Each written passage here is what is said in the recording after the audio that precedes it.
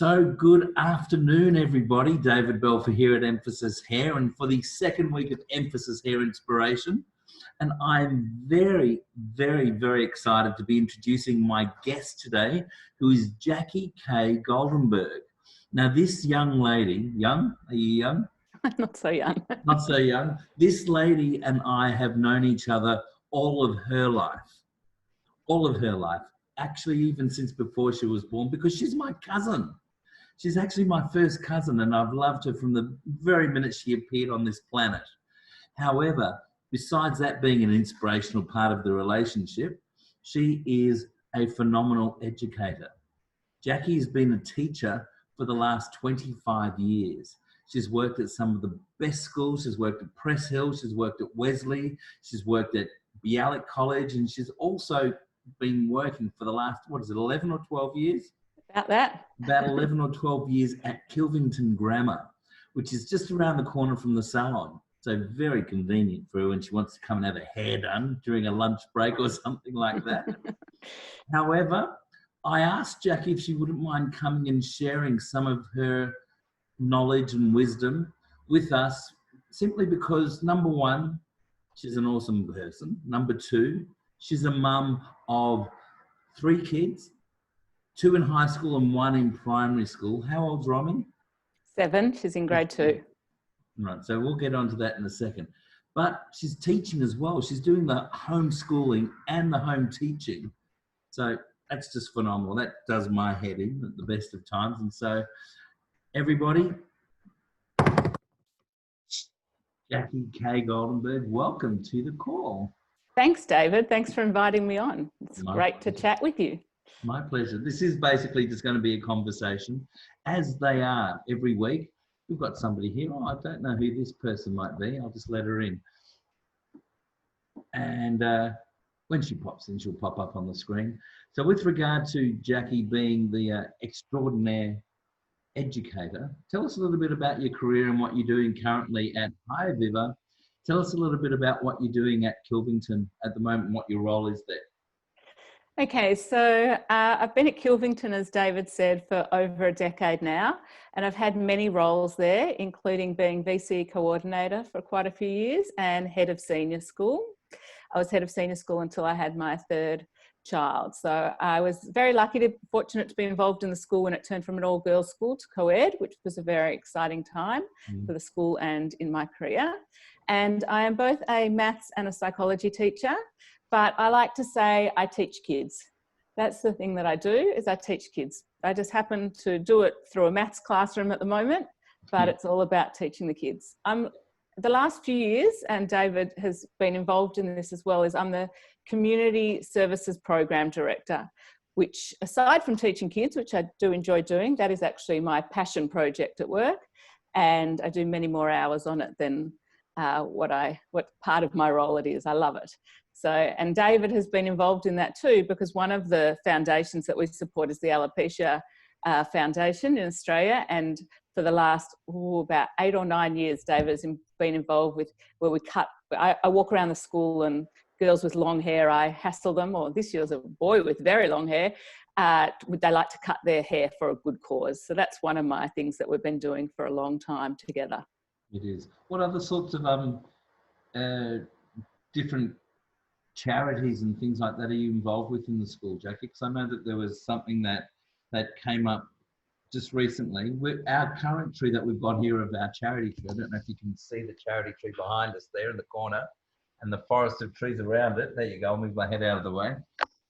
Is actually for the Diabetes Foundation.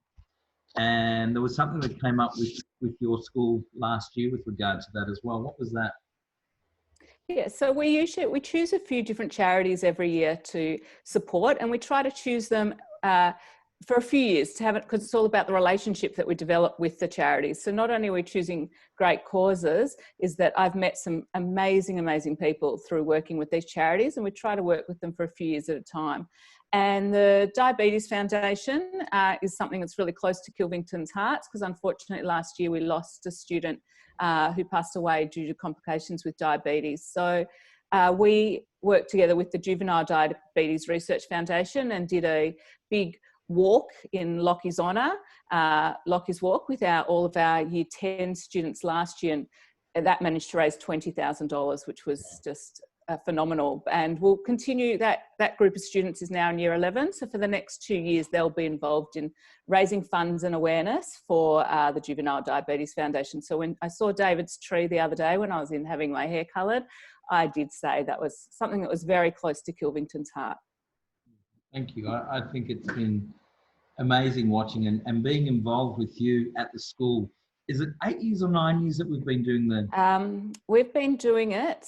It's 9 years now, since 2011, I think, was our first one, where we had a mother and a daughter and a mother, I should say. I hassled and hassled, and a Year 11 student said that she would cut her hair for a very good cause, and her mum also agreed to do it. And you and Louise came down to school, and we did it in front of the whole school. Yeah, it was an some of them we've done as public cuttings at school, and some of them we've just done in your salon. And this year you've helped with the coat. We had to change everything at the very last minute with our cut for a cause, because it was supposed to be at the end of term 1.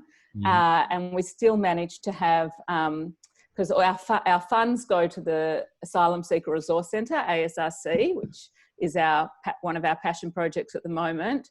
And for the last 2 years, that's where our funds have gone, and our hair goes to the Alopecia Foundation. So this year we've had 12 students, I think, cut their hair, and all of them did it in isolation, and 4 came down to your salon. The ones with very long hair came down to your salon so that you could cut their hair, which was fantastic. And in ISO, it was them, it was you, them, their mum and me in the salon, all spaced out. And doing that social distancing thing. Yeah, right. And the other kids, which were boys, shaving their heads, really just all did it at home, and would send me before and after pictures, which we'd send around the school. And last year we raised $7,500 for the ASRC, and this year we still managed to raise $6,800, which is just amazing. And part of that as well is all our Year 9 students go and visit the ASRC. So we always have 3 aspects to our community service program.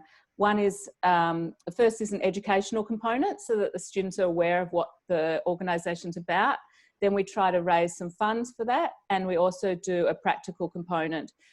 So one of the other things we've done for the ASRC, besides the students all visiting, the Year 9s all visited and toured, and some of my leaders also have, is that we did a massive food drive and had 70 big blue shopping bags full. We did casual for a cause. Instead of bringing a gold coin donation, they bring something that's off the ASRC the need list, and we had over 70 bags full of goods rice and chickpeas and tin tomatoes, and hopefully for their food drive. So that was great. That's fantastic, Jacqui. So everyone, by the way, this is my sister that's come on this call as well. My sister Aviva, she's over in Israel, so it's 3 o'clock here. That means it's early morning over there. So how's the weather there? It's pretty hot, isn't it? Hot, very nice. I'm very jealous of that. So Jacqui, the reason for my getting you onto the call as well was to talk about you and how you've been coping from, number 1, the teacher's perspective, and number 2, from the student perspective, being your 3 at home, but even more importantly, those kids that you've been teaching and how they're coping and the sort of things that they're doing to be able to make this COVID home learning work. Okay, so we've definitely had our ups and downs. There's stressful days and easier days, but I would definitely say that the first remote learning I felt was a gift, really. It was a gift to me and my family and the students.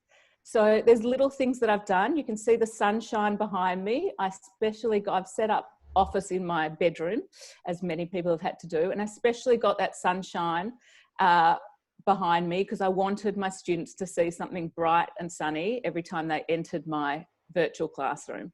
So that was really important to me. It's really important to me to bring lightness to their classes, to bring brightness and lightness to their classes. We still do as much teaching as we can and content, but it's more important that I connect with them. So I felt that it was a gift the first time round in remote learning for 2 reasons, really. I think it truly reinvigorated my love of teaching, and that I'm in the right profession doing it. It meant I had to try to connect with every student in a way that I didn't need to in a classroom. It was different to being in a classroom. Many of my students won't turn their cameras on, which would be familiar to many teachers and parents who are listening to this.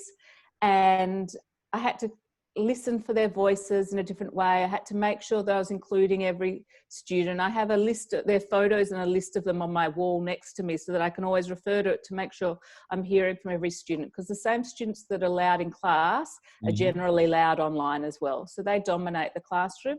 So it's really important. You can't just have that little bit of eye contact, or that you're just go around the classroom that you might just see the student you would normally. So it changed the way I taught, but it was probably what I needed to do at that time. It just reinvigorated me a bit.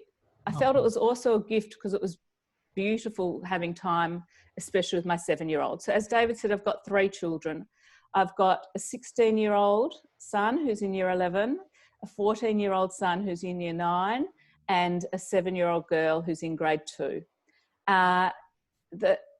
Just having them all at home was actually really nice. In the first time they were all at home. Now the 16-year-old is back at school. They were all home, and the time that I was gifted with my 7-year-old, who is happy as can be at home and loves learning from home, it was beautiful. And we just did lots of things besides just teaching and learning. So I felt that. Round 2, maybe a bit different. Right. Okay. I was going to ask you something about, you were mentioning that with regards to students not putting on their cameras. Now, I know that Kilvington is actually doing schooling very differently to a lot of other schools, where you as teachers are actually doing the full teaching. You're doing the full classes rather than actually having a student morning or an hour or something like that with the teacher, and then leaving them to go off and do off to their own resources or to their parents' resources. You mentioned about the students not being on screen. They're there. I don't know what they're always doing, but it's been really impressive actually. So Kilvington has done remote learning exceptionally well. And I've got in my household, all my kids go to a different school as well. So we're kind of managing 4 different learning systems. Wow. And it's been really interesting to watch them all, and they've all got advantages and some disadvantages, but Kilvington's has been exceptionally good. And they changed to a slightly different timetable so that they had breaks between the lessons, so that kids could get, instead of having, say, a 55-minute lesson, you have a 45-minute lesson with a 10-minute break, so the kids could stand up, run up and down their stairs or something, go get a drink. So that's been really good. But the kids are always there. We start at 8:35 and all my kids are online and there in the morning. Some of them probably are still in their pajamas, but they're always there. The kids have been amazing. So they don't always want me to see them. They're really good at the end of the lesson. I say, I want to see your faces before we go, and just let me know that you're there and give me a wave or something. And then they'll always put on their cameras. Some always have their cameras on, mind you. But, and okay, it's true. You don't know what they're always doing at the other end of the screen. I'm sure they're, texting their friends at the same time that they're listening to me. I call out their names randomly to answer questions so that I keep them on their toes all the time. That's a good... But yeah, we have been doing it fully. Yeah, I'm there for every class all the time. Are you using Zoom or are you using Teams for your... We use Teams. So what's the number of people you can actually see on the screen on that? I know that they've increased it. So yeah, at the beginning... Oh, I think say that again. I and think then I lost you there for a moment. You're frozen. Yeah. You're back again. So come on. Okay, my internet is unstable. Right, sorry. My internet is unstable, it's saying. So we had 4. We could only see 4 at the beginning, which was very frustrating. But now we can see 9. So it's not a 20-person like Zoom, but it's been really good because that's what our system works on, and the kids are really good with it. Okay, that's great. Excuse me. Well, that's interesting because one of the things, I'm on a lot of Zoom calls throughout the week. There's many different things with different groups that I work with as well. And we're not teachers. Well, actually we are. A lot of us are trainers and facilitators in our calls. And we have up to, even up to 100 people on our calls on at times as well. And one of our rules which is for adult learning, I suppose, or for adult communications, is we all have to be on the screen. That's one of our things. And the reason for that is because you can see if people are falling asleep, or you can see if it doesn't matter if they're actually not focused on what the screen is. They may be doing other things, but you can actually feel their presence. So I know that that's something that you can't say to the kids, or maybe it is. You can do this. How have your kids, you mentioned that you've got the 4 different programs working. You've got your program working, you've got Jules, you've got Romy and Ari's all at different schools. So what are the differences that you've found, and what you said that they've each got their benefits and their non-benefits? So what have you found as the great things from each of them? Well, I think that the more online face-to-face you have, the better. So even though I said my kids don't always turn their cameras on, which we encourage them all to do all the time, of course, and it makes it much easier if I can see their eyes and their facial expressions. And that was what was really nice going back into the classroom, was obviously seeing them in real life, which makes it a much easier way to teach. But so my oldest son, Jules, he's in year 11 and he's doing a VCAL program at a high performance sports school. And they did, he's back at school now, although only half his class is, because a lot of them are regional students. So they've got a hybrid program of remote learning. But their remote learning program also was very engaging, and they had a lot of face-to-face contact, even for their sport component. So I think that it's the face-to-face contact. My year 9 son, his school has changed what they did from remote learning, 1.0 to 2.0, and now they've also got a lot more face-to-face. So I think it is the face-to-face. But for my grade 2, she meets her teacher usually just once a day, and that's enough. I'm happy with that. Some parents aren't. For me, that's enough. She connects with her class and her teacher, and then the rest of the time it's her and I doing her work together. I think the younger primary age kids are the hardest to be at home and do your own work with. It's that, look, I'm lucky I can work from home and I'm part-time. So I do still have time for her. At the beginning, I think I had this list on my, I'd always have my timetable outside on my door so she knew what classes I was in. She's often perched by my shoulder during my classes and waving. She can tell you all about my students and whose hair's nice and which one's quiet and what their names are and everything. What year? She's always asking me, what year am I teaching? Because she knows the names of the students in those classes. So she's often perched by my side.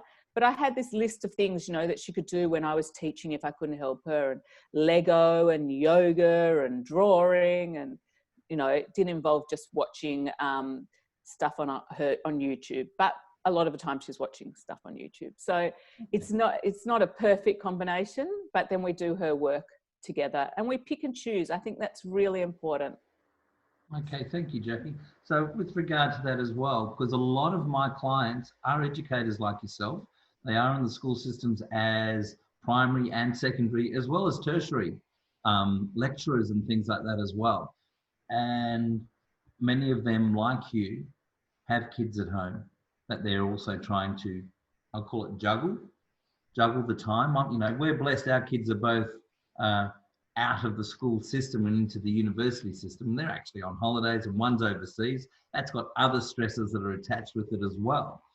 However, in saying that, tell me about Overworld. Have you got to the stage of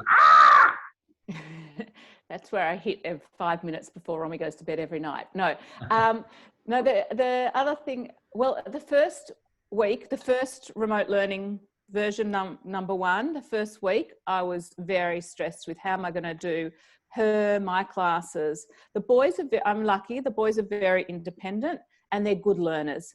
So they do the work they need to do. They go on class. I still have to wake them up every morning, but they go on class when they should be in class. They do the work that they should do, and they work really independently as long as they've got lots of food and snacks during the day. So our dishwasher runs 1 million times a day, which I've heard is a common thing during this remote learning. And I'm baking a lot more. So one of my favorite things is the chocolate, what I call 10-10-10 chocolate chip biscuits, 10 minutes to make, 10 minutes to bake, and 10 minutes for the kids to eat. So they're the chocolate chip biscuits that get made a lot at our house. But so there's always snacks for them. I think is important. But yeah, I was very overwhelmed at first, and then I relaxed a lot with Romy, what she was doing. That was my key for her, is to choose. I don't think there's going to be any downside if she misses work. She's in grade 2. She can read already, as long as we keep up her reading. She can handwrite beautifully, but she doesn't like to do it. So I thought it's not something I argue with. So we do a lot of the questions and answers. Instead of her handwriting them, we do a lot of typing it together. She'll often dictate to me and I'll type her answers, and her teacher's fine with that. She loves drawing, so we've done a lot of the drawing activities, and she adds in other drawings to her work as well. Mm-hmm. So we cover the work, but not every single piece, and we pick and choose so that we're not overwhelmed. And there's days when I'm really busy at work. She does less of her work to hand in, and I'm fine with that. It's a bit hard at first because being a teacher, I'm also a bit of a teacher pleaser and want to tick off everything that she needed to do. But relaxed on that, and she's really happy where she's at, which has made it much easier because my kids have been really happy the whole time. It's much easier having Jules, the one who's in year 11, back at school now. I think that's really good for him too. But I've been lucky because they've been really happy at home. They miss their friends, but Ari, the middle one, year 9, he's on his phone to his friends all day long, through class and not, but he's still managing to do his work. So yeah, it's working well for us. Okay, cool. That was the next thing that I was going to actually bring up, which is the socialization of the kids. What have you put in place for? See you, Viva. Thanks for popping in. All right. Have you got any questions you want to ask Jacqui while you're here for the last minute? Do I have any questions for Jacqui? It's not really a question, it's a statement. I think it's amazing what you've accomplished, and the people are always talking about attitude, my attitude for things, but it's also your attitude now. Your to see this ease that you're having with the teaching and with the running of the house and with your kids' schooling, it's a really beautiful thing to see. There was a lot of stress way at the beginning for everyone here in Israel too. And to see that the stress has left you, that's just fantastic. So continue doing what you're doing, Jacqui, because you're doing a great job. David, I love you. Jacqui, I love you even more. Or maybe not. Maybe not. Thanks. Bye. Enjoy. Bye. I was thinking, so what have I done? Some of the things, David, that I do that's really important to me and Romy is, well, not only with Romy, with the boys as well, but more with Romy and her friends, is we do a lot of nice drop-in activities for her to, like, we create things, whether it be we bake for her friends or get her to create artwork, and then we just go around, she'll sit in the car and we'll just drop them in, and we'll just drop them in their letterboxes or at their front door, and then text them that there's something at your front door. Sometimes she gets to wave at her friends through the window or whatever. But it's been really nice to create and make things for people to brighten their days as well. So try to do a lot of giving in that way to help out and to keep connecting her to her friends. Look, for the boys, I mean, you know, the invention of the mobile phone, this would have been much harder to do this 10 or 20 years ago for everyone. Yeah. So the connection, the fact we can have these Zoom calls, you know, that we're just speaking to Aviva in Israel, like, it makes it much easier. And they are such a digital age. So for them, it's quite a natural thing to just be talking to each other, whether it be through house party or watching movies together, or now it's interesting. I think Ari, who's never been interested in Minecraft before, has started playing Minecraft with his friends just for something to do, and they're all working it out together. I was listening to them yesterday and they're all brainstorming and helping each other and everything. So they're very connected through that. It's much harder for a 7-year-old to be connected that way. So we still do try to do things where she can see her friends online and chat to them and play games with them. But we also try to do things where she's making things for them and still showing her love and care for her friends in that way. That's awesome. That's beautiful. Now, I have a theory. I want to run it by you as a mum and as a teacher. I'm a great believer and a lover of collaborative learning. You know, where, you know, one head's great, two heads is good, but three heads, you've got a brain's trust, right? And so at that point in time, you've got the ability to be learning more because, you know, you do more with less, or you can create more with less, in my opinion. How would you feel about parents coming together? If, you know, if you've got four families that each have kids in the same years, if parents were to come together and actually say, I can do Monday, you can do Tuesday, you can do Wednesday and Thursday, and actually just have somebody facilitating the kids in this sort of a format other than the schooling. So to say, okay, kids, but the kids can teach themselves because they all know what they have to do. If they've got somebody that can be there to say, have you done this? Does that work or does that not work? In an online forum, you mean? Or it has to be online forum at the moment? Yeah, I think that would be a beautiful thing to do. And compare, you know, even if it's just touching base during the day a few times, and what have you done today, and where have you, you know, what are you up to? I think with the older kids, I think they tend to do it themselves, because I hear Ari saying that to his friends, and he's, you know, depending what subject he's doing, he's got a friend online at the same time that he's working through that subject with. So I think they're naturally doing that. Yeah. Obviously, I don't think the primary school ones are. And I hear what we've done, not necessarily for the kids, but for the parents, is I've got a WhatsApp group with the School Connections WhatsApp group, not with her class, just with the ones of us who are friends. Right. So that we're all putting in different things every day, you know, putting in things to brighten, to help each other get along as well. And I think one of the things you could do is lessen the expectation. It's not that you shouldn't have high expectations of your kids, but you shouldn't, I think everyone needs to lessen the load a little bit. So you need to lessen the load on yourself, the pressures you can put on yourself, because you can't do your job and teach a primary school age kid at the same time. So let your primary school age kid watch an hour of TV and you do your job well in that hour. It's nearly impossible to be doing both at once. There's a beautiful article, I think, in today's Sunday Age, actually, in the Sunday Life by Jo Stanley about the same thing. Right. Like, you know, how many, she goes, I wait till the time when, you know, I'll be able to go to the toilet without being asked a maths problem I can't answer while I'm on the toilet. And I thought that was a beautiful reflection of how it is. So, and it definitely depends on the age of your kids as to how hard and what type of learners they are, how independent they are at learning, and their motivations. And, you know, and for some kids, this is a really, really hard time. So I can see that through the screen.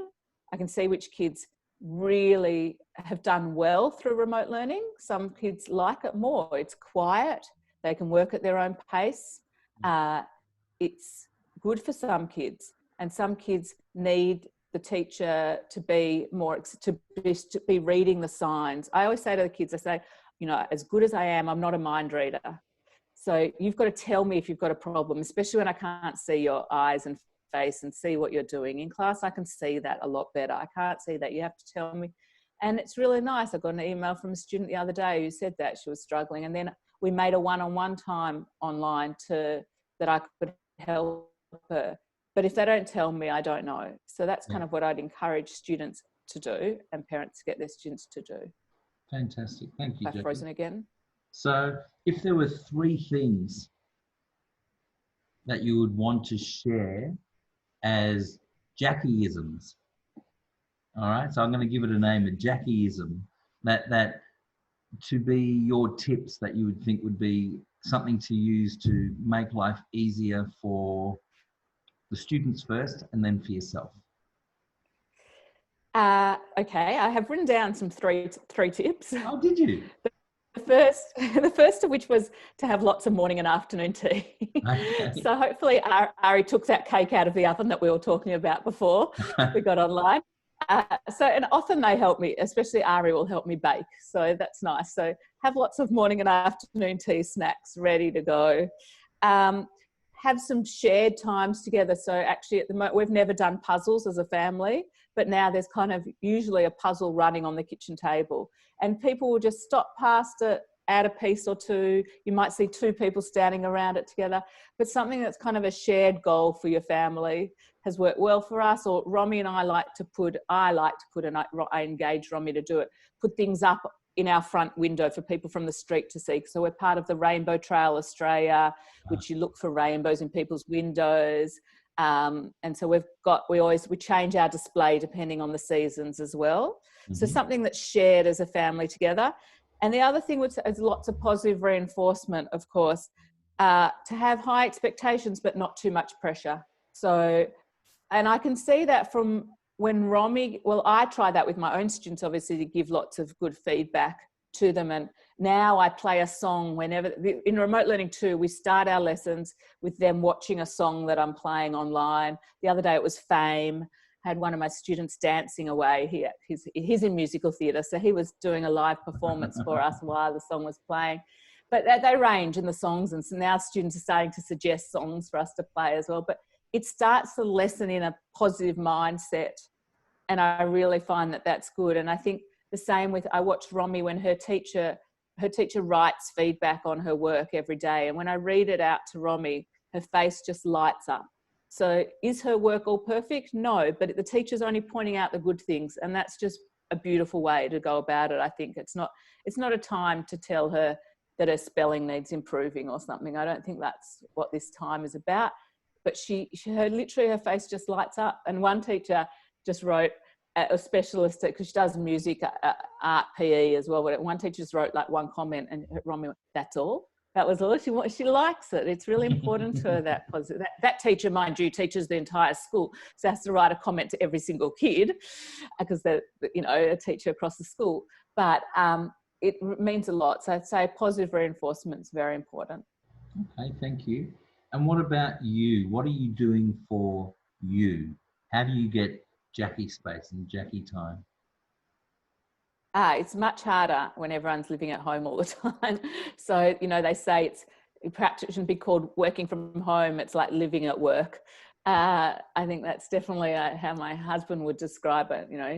There's no time, which is nice to have no time on the train and no commute. But at the same time, that time on the train to and from work also distinguishes your home from your work and gives you some time to, and without that time in the car or time on the train, I think that's really hard for people. So it is, and also our weekends and weekdays look very similar now, obviously, when you're in lockdown. So it's trying to distinguish that. What is nice, obviously, though, is we have more family meals at night time, because everyone's home. There's no sporting commitments. There's no, you're not late from work. You just got to walk from the study to the kitchen. That's 3 steps. So we have more family time. So, but for myself, I read a lot. So I think that's important. It's a bit of escapism reading as well. I've done some Zoom calls and been, heard some speakers that I never would have heard otherwise. So that's really nice too. Being involved in something like this conversation is really nice. So there's definitely things. And like I said, I want in my life to spread kindness in the world. So I like to bake for my friends. I like to send a card or send a message to people that I'm not always in contact with. That's my aim. That's why we have our display on our window that faces the street. And yeah, that's what I try to do. Spread kindness. It makes you feel good. Well, I reckon that's a pretty good goal to have. So we haven't got anyone else that's come online with us, but I know that there were some folk that were on Facebook and watching.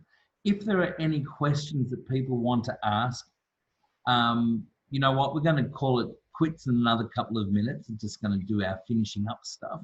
But if you've got any questions that you have for Jacqui, the educator, or potentially Jacqui the mum, or David the dad, or David the hairdresser, or Jacqui the socially conscious person that creates community mindfulness, etc. out there, send us some questions. You can send them to me through Facebook, or you can email me at emphasishair@optusnet.com.au, or you can pop into the salon when you're picking up your masks. Did you know that we have masks for sale? We do. Anyway, that's another thing for another day. Jacqui, I love the fact that you got online with me today. Jacqui's mum actually sent a photograph of her, myself, her brother Josh, and our grandfather from his, I'm not sure if it was his 85th birthday. It was in the backyard at my Auntie Yvonne's house. And it's one of the fondest memories that I actually have of all of us together. And when it came up, I was just like, it made my heart sing. And so, you know, how young are you? 48, 47? 48. 48. So she's 4 years my junior. She's always been my younger cousin, but she's huge in my books, and I absolutely love her to bits. And I thank you for your time today, Jacqui. Thank you for sharing your thoughts and your wisdom with us, and hopefully we've been able to add some light and share some sunshine onto other people's minds and houses today. And I just want to say thank you. And next week again, I don't know who our next guest is going to be yet, but we're going to be back again for the Emphasis Hair Inspirations. This is quite fun, actually. I'm quite enjoying it. We'll see who we get on. Could be exciting. We might end up having to have to do 30 of them a week. I've got that many inspiring people. Jacqui, any last words you want to share? No, I've got to remember, before it becomes Movember again, I've still got one of your mo cutters here at my house. I know, I was looking for that. So I've got my own now. Got my own. So yeah, Dave inspired me to do Movember at my school, and he taught me how to bake cookies and lent me his mo cutter so that I too could make mo cookies for sale. This year, I've already spoken to the food technology teacher, and we're going to get some of the students to be baking so that I'm not baking hundreds of cookies all by myself. I think and that's they can bake as well. idea. And maybe I'll outsource my ones as well and get them to bake mine this year. Now that's there an you idea. go. There That you is go. a good idea. That's a great idea. Good thinking. All right. So thank you for coming online, everybody. I hope that you've received some form of value or some form of love and light, which is, I know, what Jacqui and I both send out all the time. And we look forward to seeing you again next Sunday. If you're coming here to the salon during the week or over the next few weeks, we've done everything that we can with regard to starting with things like our sanitizer. Each of you are going to be receiving a mask when you come in, as well as your own personal hand sanitizer. I'll show you what it looks like.